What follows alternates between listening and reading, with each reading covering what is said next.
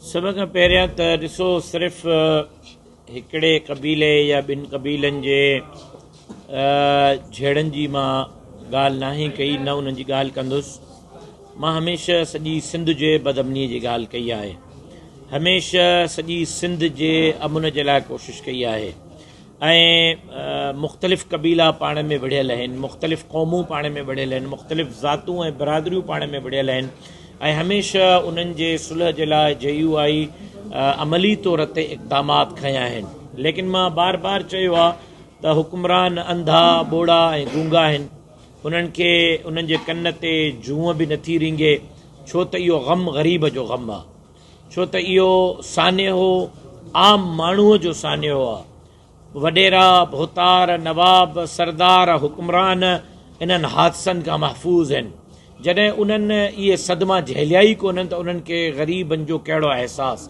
कल्ह जॾहिं मां रुस्तम वियो आहियां ऐं टैक्सी ड्राइवर जी मासूम नियाणी जूं दाहूं मां ॿुधियूं आहिनि, तव्हां सच पुछो त कल्ह खां वठी मां बेचैन आहियां ऐं बेक़रार आहियां। लेकिन इहा बेचैनी ऐं बेक़रारी हुकुमराननि खे छो नथी नसीब थिए? आख़िर हुकुमरान सिर्फ़ु लफ़ाज़ीअ खां कमु छो था वठनि? सरदार अली गौर ख़ान महर साहब जे बयान जो मां आजियाणो थो कयां, लेकिन हिकिड़ो ॾींहुं पहिरियां सरदार मोहम्मद बख़्श ख़ान जो बि बयानु आयो। सरदार मोहम्मद बख़्श ख़ान जे बयान ऐं सरदार अली गौर ख़ान जे बयान में ज़मीन आसमान जो फ़र्क़ु आहे। मोहम्मद बख़्श साहब जी गुफ़्तगू हिकिड़ी आहे ऐं अली गौर ख़ान साहब जी गुफ़्तगू ॿी आहे। मोहम्मद बख़्श ख़ान साहब फ़ैसिले ते ज़ोर थो ॾियारे, 8 ॾींहंनि में फ़ैसिले जो वाइदो थो करे। अली गौर ख़ान साहब ज़मानत खणण जे लाइ तयारु न आहे। असुल इन ॻाल्हि सां मां इतफ़ाक़ कंदुसि अली गौर ख़ान जी ॻाल्हि सां त हुकूमत जी ज़िम्मेदारी आहे, लेकिन अली गौर ख़ान साहब पाण हुकूमत जो हिसो आहे, संदसि जो भाउ हुकूमत जो हिसो आहे, संदसि जो सरदार हुकूमत जो हिसो आहे। जेकॾहिं हुकूमत में वेही करे ताक़तवर सरदार बि हुजनि ऐं हुकूमत जो पलड़ो बि उन्हनि वटि हुजे, पोइ बि बेबस हुजनि, त मुंहिंजो ख़्यालु आहे त पोइ अवाम जी जान छॾनि, बिरादरियुनि जी जान छॾनि, अवाम जे मथां जेको आहे कहर थींदा रहंदा ऐं असां रुॻो इहे लफ़्ज़ चई करे आराम सां सुम्ही रहंदासीं त हुकूमत जी ज़िम्मेदारी आहे, हुकूमत पंहिंजी ज़िम्मेदारी। हुकूमत में मां त न आहियां, हुकूमत में त तव्हां आहियो, हुकूमत में मां त न आहियां वेठल, हुकूमत में त तव्हां वेठल आहियो। बेरहमाने ऑपरेशन जा मुतालबा पहिरें ॾींहं खां मां कयां थो।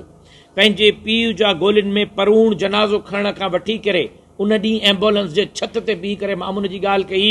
अॼु 14 साल गुज़री विया आहिनि, मां अमुन जी ॻाल्हि थो कयां। मां 13 ॾींहंनि जा सिंध अमन मार्च कया आहिनि, मां 6 ॾींहंनि जा सिंध अमन मार्च कया आहिनि। मां पुछणु थो चाहियां सिंध जे सरदारनि खां, घोटकीअ जे सरदारनि खां, त जॾहिं JUI तव्हांखे दावत ॾिनी, इहो कमु सिंध हुकूमत खे करणो हो, इहो कमु वज़ीर आला खे करणो हो, अमुन जे लाइ संजीदा किरदारु हुकूमत खे अदा करणो हो।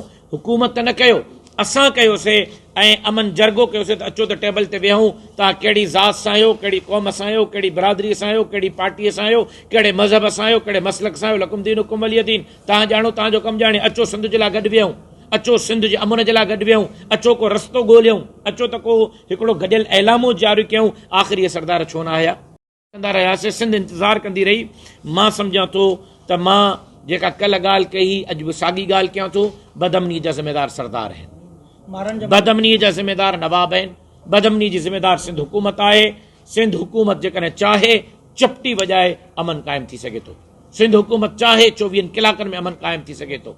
लेकिन सिंध हुकूमत शायदि माण्हुनि खे, बिरादरियुनि खे झेड़नि में उलझाए, क़बाइली झेड़नि में उलझाए, धाड़ेलनि जे रहमो करम ते छॾे ऐं इन जे करे जेको आहे इहो सभु कुझु कराइणु चाहींदा ताकी माण्हू सिंध जे बारे में न सोचनि, ॿेटनि जे बारे में न सोचनि, वसीलनि जे बारे में न सोचनि, जज़ीरनि जे बारे में न सोचनि। घोटकीअ जे अंदरि मल्टीनेशनल कंपनियुनि अरबनि रुपयनि जी घोटकीअ जी साल जी बजट आहे, काॾे थी वञे, काथे थी ख़र्च थिए, घोटकीअ वारनि खे ख़बर ई कोन्हे। घोटकीअ वारा पंहिंजी जान छॾाइनि क़बाइली झेड़नि मां त घोटकीअ जे तरक़ियाती मनसूबनि जे लाइ सोचनि। लिहाज़ा मां इन जो ज़िम्मेदार सिंध हुकूमत खे थो सम्झां। सिंध हुकूमत खे अमन क़ाइमु कराइणो पवंदो, जेकॾहिं न त JUI पहिरियां खां वधीक तकड़ी ऐं तेज़ ऐं मज़बूत तहरीक हलाईंदी ऐं उन खां पोइ हुकुमराननि खे उनजो जवाबु बि ॾियणो पवंदो। ॿारनि जो माण्हू चवनि था त जेको जतोयन जो सरदार आहे उहो JUI जो इतादी आहे, राशिद महमूद साहब खे जेको किरदारु अदा करणु जी, इन बारे में तव्हां छा? ॾिसो, मां हिकिड़ो अर्ज़ु थो कयां त सरदार कहिड़ी बि पार्टी में हुजे, मां त न चयो आहे न त महारनि जो सरदार जेको आहे उहो सूबाई वज़ीर आहे, मां त नथो चवां न त पोइ फलाणे खे जेको आहे उहो ॻिचीअ खां झलियो, फलाणे खे न झलियो। मां त सिधी ॻाल्हि थो कयां त जेको बि मुलविस आहे, चाहे उहो हुकूमत में, चाहे उहो अपोज़िशन में आहे, चाहे उहो कहिड़ी बि धुर सां, कहिड़ी बि तंज़ीम सां, कहिड़े बि फ़िरके सां कहिड़े बि मज़हब सां तालुक़ थो रखे, जंहिं जंहिं सरदार जो इन्फ्लुएंस आहे, जंहिं जंहिं सरदार जो वास्तो आहे, चाहे कहिड़े बि मज़हब सां हुजे, कहिड़े बि मसलक सां हुजे, कहिड़ी बि पार्टीअ सां हुजे, कहिड़ी बि धुर सां हुजे, उन्हनि खे पंहिंजो किरदारु अदा करणो पवंदो ऐं हुकूमत उन्हनि सरदारनि ते ज़ोर रखे। जेकॾहिं उहा हुकूमत जो चवणु नथा वठनि सरदार, त हुकूमत बहिरामाणो ऑपरेशन करे, चाहे उहा अपोज़िशन जे धुर में सरदार वेठल हुजनि या हुकूमत जे धुर में वेठल हुजनि।